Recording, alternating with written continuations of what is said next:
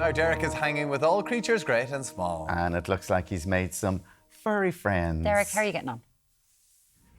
Lots of furry friends, guys. I kind of feel like Derek Doolittle here this morning. We're live broadcasting here from the DSPCA down in Rathfarnham in South County Dublin. Jim, what a beautiful part of the world. It is, it's fantastic. We've 32 acres up at the foot here of the Dublin Mountains. You have the Hellfire Club, you've got the whole of Dublin Bay, and you can see them all from one or two spots here in the shelter. Which is absolutely gorgeous. Now, everyone knows the DSPCA for all the great work they do with cats and dogs, but they also look after bigger animals as well. We do. We have pigs, we have horses, we have goats, we have ducks, chickens, geese. We've pretty much every sort of animal you can imagine. Yeah, now, first up, let's get into the horses, because you have a good few horses here at the moment. We do. We have a lot of things, and they're fluid. They come, they go. We have a lot that we've managed to rehome successfully, and the animals are here until we can find homes for them. Yeah, obviously, a lot of cases of animal cruelty involved. I mean, you take in the horses, some of them quite distressed. They can be very distressed, they can be badly injured, sometimes they're sick, they've been neglected, and our goal basically is to try and get the animals back up to full strength and then find new homes for them.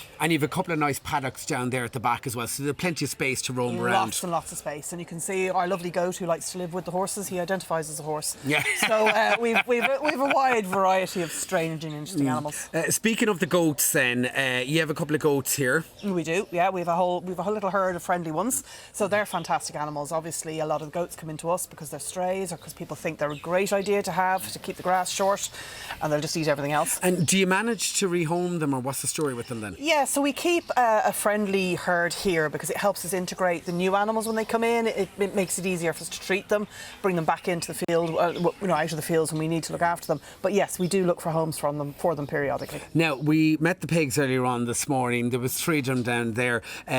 Some of them we were talking were micro pigs. They were very small when they came in. They were. They get big. They get big, bigger than a lot of people expect. And a lot of people think it would be great to have a pig in the garden, but you won't have a garden. You'll just have a pile of mud. That's what they do. That's when they're happiest. They love rooting in the mud, but you need a very specialist way of caring for them if you're going to have it. And keeping them in a back garden in the city is not a good plan. It's not a good plan. No. So you wouldn't recommend anyone to get pigs unless you're a farmer and you have a bit of space at home. Unless you've got a decent amount of space and you know a bit about what you're doing, and there's a few bits of legislation around keeping them. So yeah, you have to really know what you're doing if you're going to keep them. You've also got the hens, the geese and the ducks here. Very friendly little guys. We do. They've all come into us from different reasons. A lot of them are rescue, and they've come into us because people have there again got animals, thought they were easy to keep. They're not easy to keep. They require a lot of special work, and a lot of those have come into us. Also, sometimes come in as strays. Yeah, and if you've got a little bit of space at home, you've got a little bit of a run or a coop, you can get fresh eggs every morning. You can. Well, you won't get that many. Homes. Absolutely, but there again, there's legislation and rules about keeping the fowl. You have to keep them safe. Make sure the foxes don't get them, cats and other animals don't get them. So there's a lot more husbandry keeping these animals than people think. All right, we're going to come back to you in a few minutes' Perfect. time, Gillian, because we're going to pop over here to Caroline. And Caroline, you're in the small animal department, right? Yes, so it's the grand opening today of the Small Animal and Exotics House. So yeah, we're here with some of our rabbits. Yeah, so let's take a look here because we've got Sugar first. Tell us about little Sugar. So little Sugar, he is about 6 months old.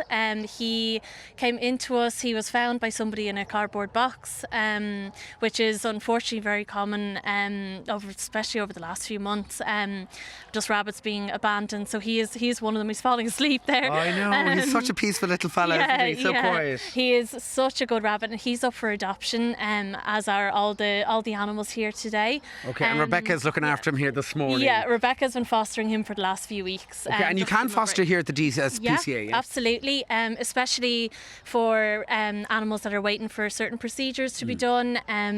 They need to go out to foster homes just to give them a break from the shelter and to give us kind of more space to take animals in as well. Just over our shoulder here as well, we have Robin and this gorgeous little guinea pig. Tell us about this guinea pig. So this is Angelica. Her 2 sisters are in the run as well. She is one of 13 that were brought in by the inspectors. And yeah, a few of her sisters have had babies. But she luckily is not pregnant. So herself and her sisters are up for adoption. They're on our website. And a few of the other babies will be ready in a few weeks. And they're gorgeous pets for kids as well. They're brilliant. The thing about guinea pigs, they're very social. They need to be in groups or more, like in pairs or groups of 3 or 4. And yeah, they're great pets. They can be very affectionate and very vocal and stuff. So they're very cute. Caroline, lovely to have you with us this morning. Gillian, before we wrap up, we've got the memorial garden down the back of the paddocks. We do. So our memorial garden is our fantastic place for people who have lost pets. What they can do is they can come and they can put a plaque there to remember their pets, because it's all about having a nice tranquil place that people can come, remember their fantastic pets they have, and then maybe think about adopting a new one. And you've also got an event coming up. What's it called and what's it about? We do. We have the Big Stretch, which is our yoga event. So it's actually happening this weekend. And what people can do is they come along, they do a special trained yoga event, and then they can come and visit all the animals. All right. Well, before we let you go, it is our grand opening here this morning. What are we opening here this morning, Rachel? So it's the DSPCA Small Animal and Exotics All right. House. Good morning, everyone, by the way. Big wave here. So we've got the scissors in hand. We've got Manus, our big bunny, here. So a 3, a 2, August a hen. Woo! We're officially open.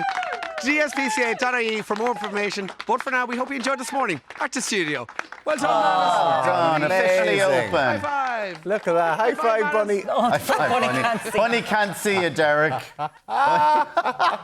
Oh, well done. Well done. That's so good. Good Oh, on yeah, your buddy everybody good. out there. The DSPCA, Yes. amazing. They And do amazing work. And absolutely. And Gillian there, my God, how long Gillian's been coming in here If for you're years. willing It's to a shame we donate, need it, but- they appreciate it.